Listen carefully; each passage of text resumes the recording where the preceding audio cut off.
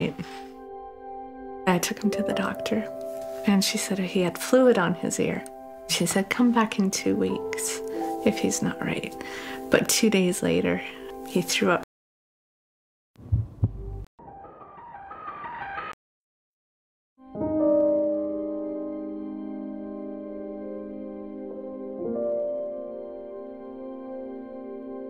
My name is Tobin Hawes, and I am a survivor. It all started out when Tobin wasn't himself. Something wasn't right. I took him to the doctor, and she said he had fluid on his ear. She said, come back in 2 weeks if he's not right. But 2 days later, he threw up 3 times in a row. He wasn't eating. Tobin has an ependymoma, so always when you mention that, it sort of comes like an explosion. It's a shock. I took him to be seen by a pediatrician, and she took about 5 minutes and ordered a CT scan. That's an especially tricky tumor because it grows beside the brainstem, and that's one of the toughest areas to do surgery. And I remember getting a phone call from my wife at lunchtime saying, oh, we are just here at the hospital. Tobin is getting a CT scan. I'm like, wow, you just got a cold and ear infection. That's a little bit odd. Tobin's tumor was nestled between cranial nerves, so when we removed it, if we went too high, his face would get numb. If we went too far in front, his face wouldn't move. And if we went too far below, he wouldn't be able to swallow. It took Dr. Dirks a good, I guess, 8 hours or so to remove the tumor that was really embedded in the center of his brain. He basically saved his life.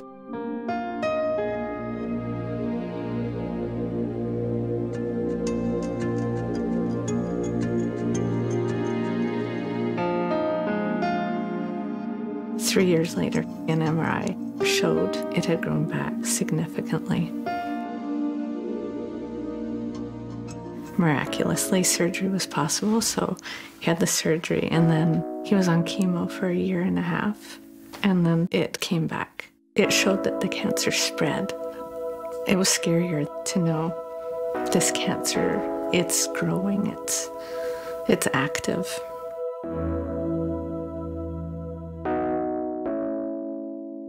During chemo, you lose your hair. You take 2 different temozolomide capsules, and then you have to take etoposide, which is another type of medicine, and it tastes like the worst thing ever. It just tastes really bad. We always have to give people in such terrible circumstances some hope. Today, in 2010, we can do a lot more with these brain tumors than we could do over the last couple of decades. We have better surgery, we have better tools at our disposal, we have better imaging. The best starting place after surgery is to have no tumor there. So if we can get to that spot and have the patient doing well, that's a huge hurdle to cover, and then we can start saying, look, we've gotten him through this first hurdle, there's hope here. Everything's checking out really well. I thought it was time for Tobin to get back to playing hockey, but I told the parents to buy the most expensive helmet they could afford. Every kid is special, and what we want for them is to have a normal life. Even if they have a disease as bad as a brain tumor, we want to encourage them to do the best they can, to have fun, to enjoy life. He's in the best hands at SickKids. Anything that the kids need help with, assistance with, it's taken care of there. Fundraising is absolutely critical to the everyday workings of the hospital. It makes us able to have the best tools at our hands when we do surgery. One of the things that I like about Children's Miracle Network is that when the money is given to Children's Miracle Network here in one community, it stays in that community. In a way, it'd be nice to become out of a job as a neurosurgeon for brain tumors. That would really be the big wish, is if these kids could just come in, we give them the right medicine, and it disappears, and they don't have to go through surgery. When I go to SickKids, I try to encourage kids that have cancer not to give up. Back when Tobin first started treatment, we were introduced to the Bravery Bead program. What they do is each of these beads represents a treatment or a procedure. On Tobin's Bravery Bead necklace, there's 31 MRI beads. There's 63 radiation beads. There's countless finger pokes and blood transfusions and emergency visits. It's a lot. There's well over 5 beads for Tobin here.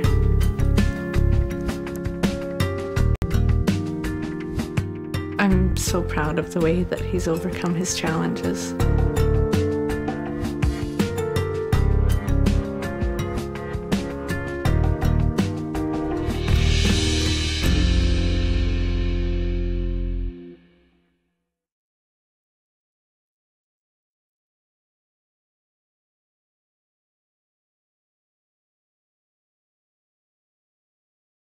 Sometimes I stare at his face and try to imprint his face in my memory in case it's not there in the morning.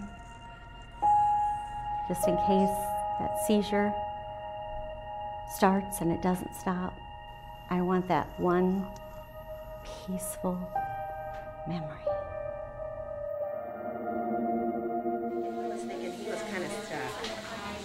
Head's 14 and a half. When Jordan was born, it was a normal, healthy delivery, and a few hours later, he began to turn blue.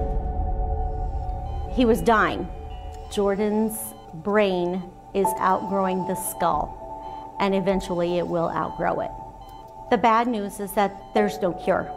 We were told we probably would not ever see him celebrate a first birthday. Happy birthday! Every day we have a good memory of the day. I document it. I have had a journal that I entitled Jordan's Journey, and I have kept it from the day he was born. This is surreal. We're actually here. We're not at this appointment or that appointment or on the road to this appointment or that appointment. And we take one day at a time. We were told there's 9 cases. Jordan's the 9th case in the world. Without Children's Miracle Network hospitals, Jordan, and I'm sure hundreds and thousands of other children like Jordan, would not be able to walk and talk. And I mean, these are life-saving things that they do for these kids. Give it up for my man, Jordan!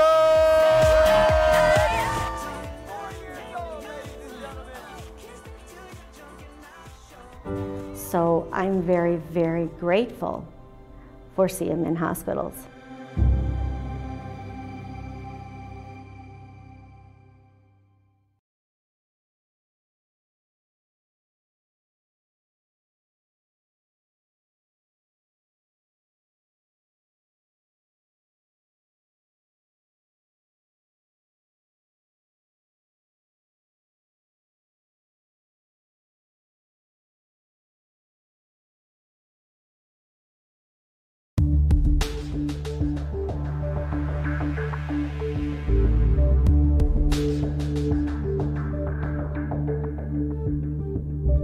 In sports, you always have the naysayers out there, or people that think that you can't win a race or you can't do something else. If you work hard and you're focused and you're disciplined and you have some ability and talent, you usually will be able to persevere and get to those goals and accomplish the things that you want to in sports.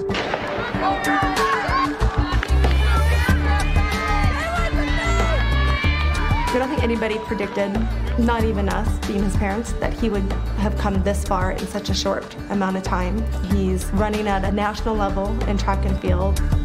He's one of the best runners in the state. He's one of the top baseball players in the area, which that was one sport we didn't ever think he would play again. Sports was his dream, and we saw all of his dreams be taken away from him. Well, the first thing I heard was that they were bringing a 10-year-old in who had been hit in the head with a golf ball. I ran to the golf course and picked him up. As we started getting to the hospital, I sort of felt a little bit of panic. I got him out of the car, kind of rushed to the emergency room a little bit, and noticed that he was dragging his leg. He was unable to move his right leg, right arm, and weakened the right side of his face. He also had a seizure, and I was amazed to see that there wasn't really any skull fracture at all, that an area about 1 inch to a half inch deep in the brain on the left side showed a small hemorrhage, maybe thumb-size hemorrhage. It was just a horrible, helpless feeling because I couldn't do anything and I didn't know what was going on. I was also very concerned that if you go in to remove a clot, you'll do more damage getting down to the clot. And then I started to think, is my child going to live? And when that started to set in, that was the scariest part. In this case, it was better to let nature heal itself. With the injuries that I saw initially, I would expect him to have significant motor handicaps and maybe some speech handicaps that preclude him from really playing any major sport activities. Arden's a Canadian national champion in the pole vault. I played professional baseball. Arden's father played in the NHL. Her brother played on the Canadian national team for rugby. He grew up seeing all of us compete and all of us accomplishing our goals and our dreams. And I don't think he knows a world of not accomplishing your goals. He transferred that into his therapy. So if he didn't do the exercise that he wanted to properly, then he'd come home and try it some more. Throughout therapy, even when he got frustrated, he was just a really, really hard worker. He would do whatever we asked him to do, which is not always the case in pediatrics. It's frustrating, it's hard work, it hurts, and he really never said no, said I don't want to, this is too hard. And then he'd go back and be so proud when he was able to sort of win, beat that exercise, and so then he could move on to the next one. Miracles happen. His recovery is one of those miracles. I love Phoenix Children's Hospital. I mean, that place was a godsend to us and our family. The staff there, the doctors, the nurses, everybody that took care of us there, they were all fantastic, and we can't thank them enough. He just recently qualified for the Junior Olympic Nationals. He ran 12 seconds better than his fastest time ever to make the finals, and I think he finished 10th overall in the nation, so we're very proud of him. And literally 4 years ago, he couldn't smile, he couldn't move his right arm, he couldn't wiggle his right toe. Children's Miracle Network is so important for the hospitals. Everything that Children's Miracle Network has done has allowed them to help children like Nathan recover in their own environment. I think hard work does bring good things. I mean, if you work hard and then if you get the thing that you really want, it's like more special because you know you earned it. No one gave it to you. It's all yours. You did it. There's no way no one will out-kick me in the last 400 meters. I just won't let it happen because I'll push myself till I drop.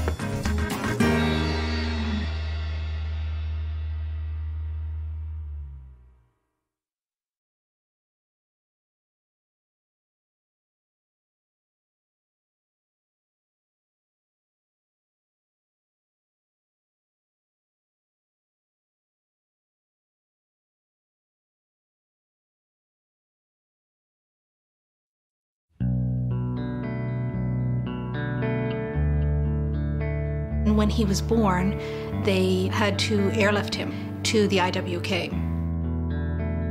I found out that they didn't think he was even going to make the flight, and they then identified that he probably had what's called spondyloepiphyseal dysplasia congenita. When I got to the IWK, I stayed right beside him the whole time, and you start thinking about all the little things you're going to miss. The thought of never being able to hold his hand and walk across the street, never taking him to the duck pond, never taking him the first day of school. We brought in a cake and gave all the nurses cake and brought presents every month. And I said I was going to celebrate every month that I had him.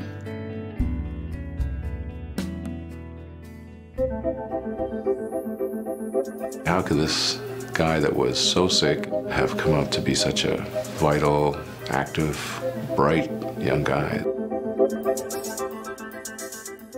Spencer was in the neonatal unit at the hospital when I first saw him, and they'd asked me to see him about a cleft of his palate, which had been a minor problem that they'd noticed compared to some of the problems that Spencer had. Spencer's condition is a rather complex one. He has a congenital, he was born with a condition where his long bones aren't growing. The type of dwarfism he has is associated with some instability of his neck, that his neck can move back and forth further. The treatment for this requires a surgical intervention, and neurosurgeons are typically the prime movers in this case, and the orthopedic surgeon take bone and support the area, so you basically fuse or stiffen that upper area of the spine.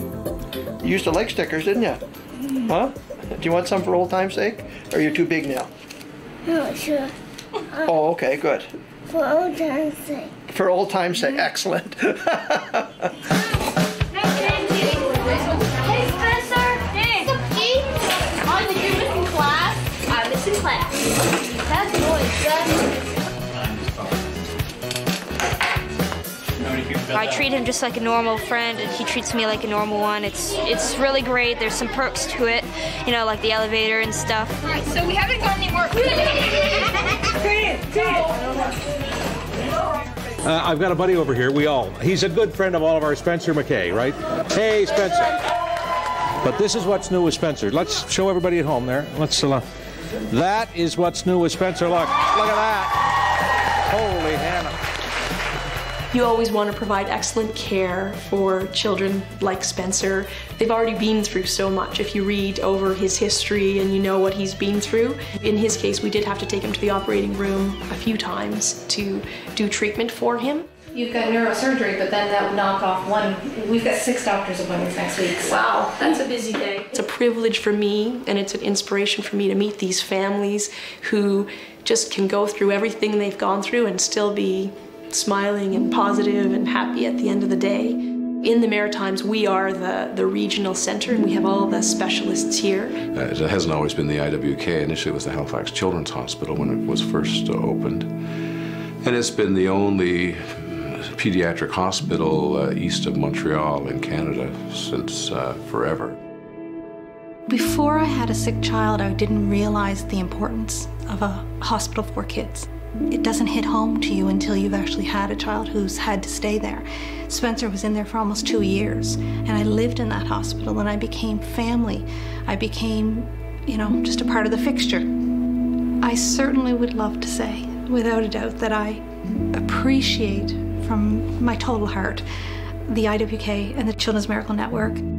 This is the biggest eye-opener to me of how important these organizations are and how much they do for the families as well as the sick children. He's very good for people in the waiting room. When they see Spencer and seeing his engagement with them and his attitude, a lot of people will come in thinking they have serious problems and say, man, I saw that guy out there and I really don't think I should be here. Humor makes us laugh. Humor brightens us up. Humor is why we're still happy, you know? If we just sat around and thought about all the sad things and never laughed, then where do you think we would be now? Depressed. So he has a way of disarming them and putting in perspective some of the conditions that we see.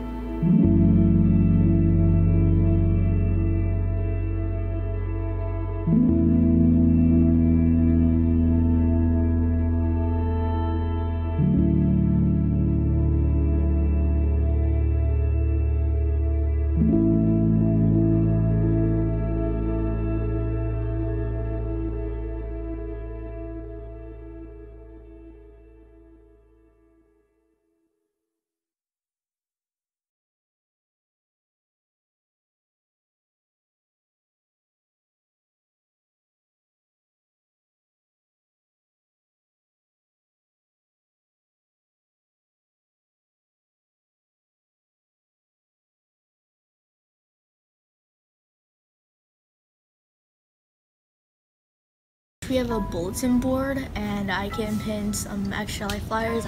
Extra Life parties? Yeah. Some of those cost money, but some of them that are on. The Teen Advisory Board is a board made up of both patients of the hospital and siblings of patients to the hospital. Most of us have chronic, acute illnesses ranging from cancer to Crohn's disease. We had all these amazing teens that were so motivated and wanted to do so much for the hospital. So that's when we decided to do a Teen Advisory Board. It all kind of came together rather quickly. The Starflower Gift Shop is also selling the t-shirts we designed. We come together every month to raise money for the hospital. He used to run track. He texted me from school, and no kid texts their parent to go to the doctor. Christian was different. He was incredible. He is by far the biggest impact out of all of us on this board. I'm like, what's going on? He's like, my leg is hurting, and it's swollen and hurts really bad. Joseph had taken him to the doctor, and Joseph's like, Dr. Glover said that we need to take Chris to Scott and White tomorrow. He has an appointment at 8 o'clock in the morning. He has cancer. And I'm like, huh? What? You know, in my head, I'm like, what? Last year, we set a goal for $18,000 for a Blanketrol and a vein viewer.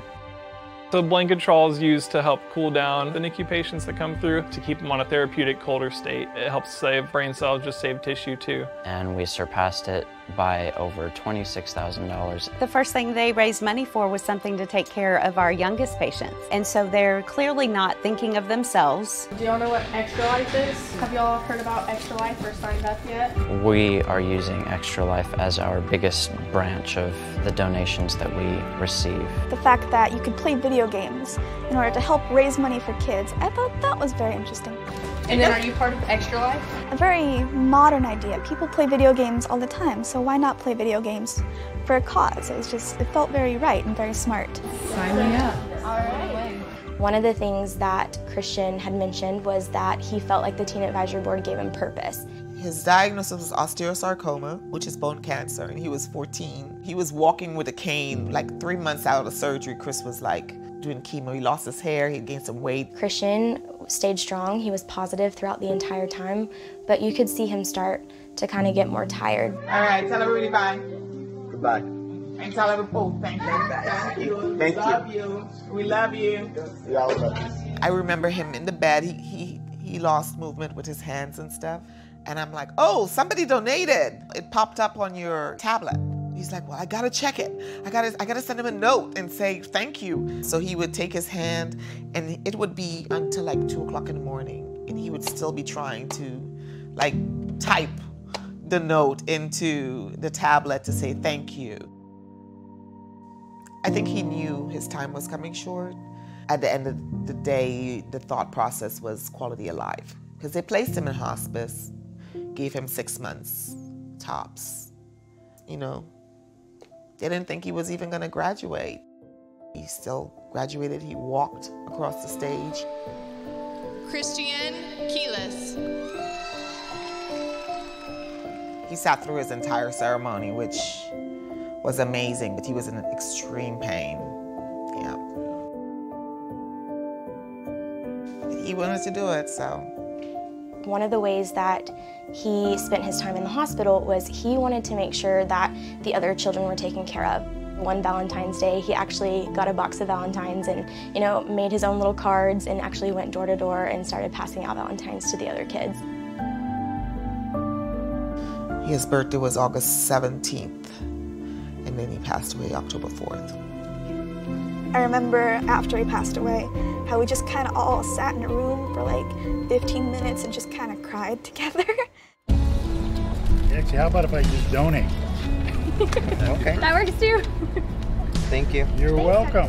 I don't think there will be anyone who will forget him at McLean Children's because he made such a strong impact. Christian wouldn't want us to just sit here and cry over him. He would want us to keep on going. He would have wanted us to keep tirelessly pushing forward towards our goals.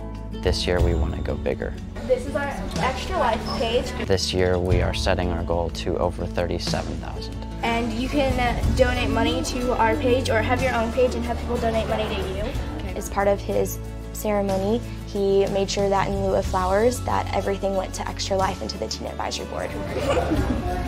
He would be so excited to see all of this because he wanted to be remembered, he wanted to leave a legacy, and this is one of the ways that he's been able to do that.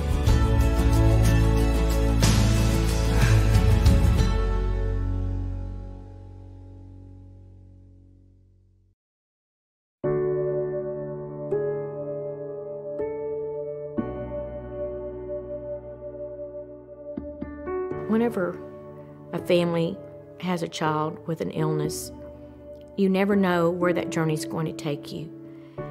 And we always prayed for a miracle.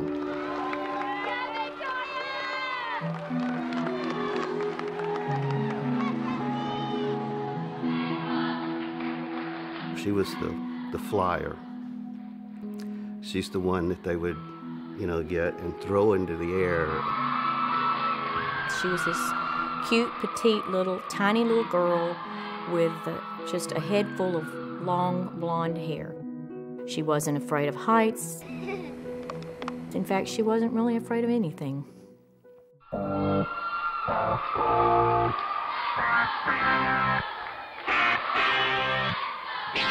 I've got a story just like anyone else. A wise man said, this too shall pass. Oh yeah. I can walk along. I'm gonna go all the way this time. Flying,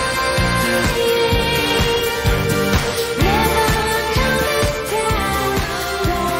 Gonna reach the stars. I'm going high. We had noticed she had just gotten weak. I said, what's the matter with you? I said, you're a tumbler. You can tumble and do backflips, without knowing. And it progressed from that to she fainted a couple of times. And we thought it was, oh, she's got a virus or whatever. So I took her into the doctor the next day, and they immediately sent us to Texas Children's Hospital. She was just, from the moment I met her, she was about 11 years old, she just had a sort of magical presence about her, and nothing would keep that girl down. Victoria was diagnosed at the age of 11 and a half with acute lymphoblastic leukemia.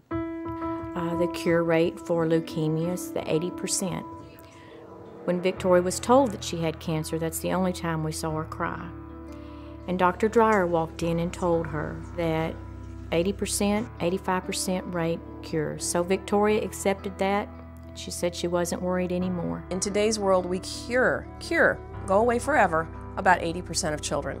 In 1965, we cured 5% of children. So the improvement is unbelievable.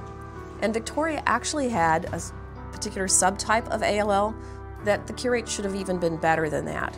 Victoria's treatment was to take 2.5 years. And at the end of 2.5 years of chemo, Victoria was to be finished with her treatment.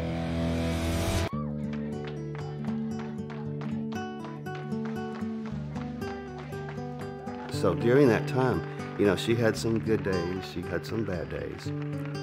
When she was sick, she still would put on her cheerleading suit and go do cheerleading. I have lots of pictures and important memories in my office, and one of the ones that I get to see every day is my beautiful picture of Victoria as an angel at our Camp Periwinkle. I'm the camp doctor. I've been the camp doctor for 20 plus years, and I took a little girl who was suffering from cystic fibrosis and cancer, and she was in Tori's cabin. But Victoria would come around, 11:30 in the morning, 12, get this little girl all ready for the day's activities for the afternoon. And she got this little girl ready to go to the dance. I will never forget that little girl at that dance. What a wonderful support Tori was, because without Tori, this little girl would never have had the camp experience that she did. She feels great. How does my heart sound? It's a little off. It kind of sounds like a bunny. I like bunnies. Oh, you like bunnies? I love them. Okay, you're good. Okay, thank you. Now I'm going to hand this over to Dr. Frickback and see what she has to say. Well, what's your name again? My name is Bunny McBunkbunk. Well, Bunny McBunkbunk, today our breaking story is about a little dog Name Arfie. Let's ask Arfie. In 2005, Texas children held their first radiothon with the Children's Miracle Network Hospital, and that's where we met Doc. We were doing a radiothon at a radio station in Houston, Texas, and she was the kind of kid that you could hear her coming long before she got to your soundproof studio. She was very full of energy. She was just 10 or 11 years old and was already considered a long-term survivor of leukemia. You know, here she is, lying up in bed, tubes connected to her. She didn't go and cry about it or bemoan her situation. She went around to try to visit these other kids to make them feel better. And I think that's the legacy of her. At the end of 2.5 years, when Victoria's treatment was over, they performed another spinal tap and a bone marrow test. The Dr. Dreyer called us. I remember it was a Thursday, and she said, "I cannot believe this, but Victoria has relapsed." Because of the seriousness of her relapse, they told Victoria that her next option was to receive a bone marrow transplant. Our community really rallied behind our family and our church. You know, we even had signs, "Pray for Victoria." So it wasn't just our family, it affected everybody. And she made it through, and 9 months later, she relapsed again. Joellen called me, and she had just the worst news ever, and that is that Victoria's cancer had returned. So this was 3 times she was told that she had cancer. And so we began another journey to receive a second bone marrow transplant. Victoria at that time decided she was going to fight and entered the hospital for what would turn out to be an extremely long stay, many, many, many months. And so as a result of this extended stay, I saw that there wasn't as much for her to do as you can stay placated with as a young person. And he asked her at that time, he said, "Victoria, do you like to play video games?" She said, "I love to play video games." So I put the word out to a website that I worked with called Sarcastic Gamer, and the online community responded in droves. What I expected to be a couple of games that might come from here and there instead turned out to be things coming from all over the world. And we started receiving boxes of games. We had games that came in from Asia and Europe, and he was receiving games from all over Texas, all over the United States. So much so that it became sort of overwhelming. Tori had to end up giving it away to other kids who were also stuck in the hospital. She was the one to go around to be that extra person for all these other children.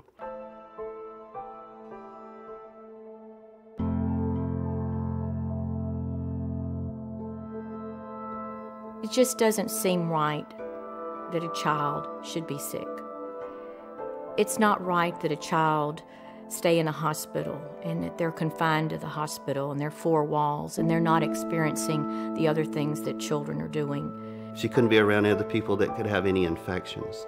You know, when she was out, she had to wear her masks.